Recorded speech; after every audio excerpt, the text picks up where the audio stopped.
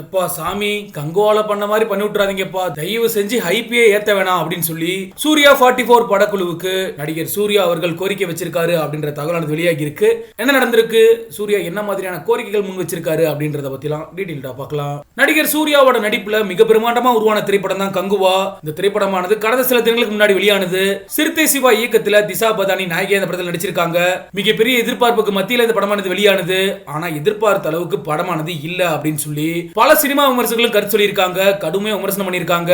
கங்குவா திரைப்படமானது பல ட்ரோல்களை சந்திச்சுக்கிட்டு இருக்கு. தமிழ் சினிமாவிலேயே முதல் முறையா பேன் இந்தியன் மூவியா வெளியான படம் அப்படின்னா அது கங்குவா தான். சோ தமிழ் சினிமாவுக்கு கண்டிப்பா பெருமையை சேர்க்கும் அப்படின்னு எதிர்பார்க்கப்பட்டது.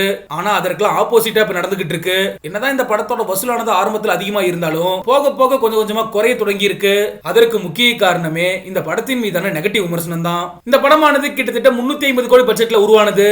இது இல்லாம ப்ரமோஷன்களுக்காக படக்குழு பல கோடிகளை செலவு செஞ்சிருக்காங்க.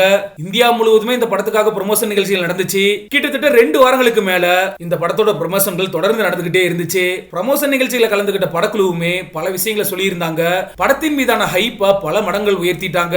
குறிப்பா இந்த படத்தோட தயாரிப்பாளரான ஞானவேல் ராஜா இந்த படமானது 2000 கோடி வசூலை எட்டும் 3000 கோடி வசூலை எட்டும் அப்படின்ற மாதிரி அள்ளிவிட நடிகர் சூர்யாவை பொறுத்தளவுக்கு இந்த படத்தை பார்த்தாங்கன்னா யாரா இருந்தாலும் வாயை பொளந்துருவாங்க அப்படின்ற மாதிரி சொல்ல இது எல்லாமே தான் இப்ப ட்ரோலா மாறிட்டு இருக்கு.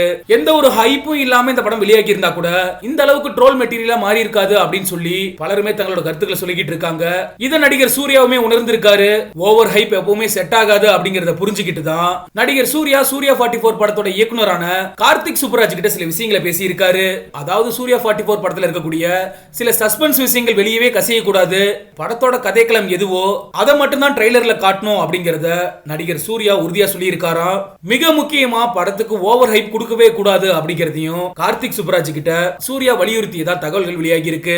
இதற்கெல்லாம் முக்கிய காரணமே கங்குவாவோட எதிரொலி தான். இதனால சூர்யா 44 திரைப்படமானது எந்த ஒரு ஆர்ப்பாட்டமும் இல்லாம அமைதியா வெளியாகும் அப்படின்னு எதிர்பார்க்கப்படுது.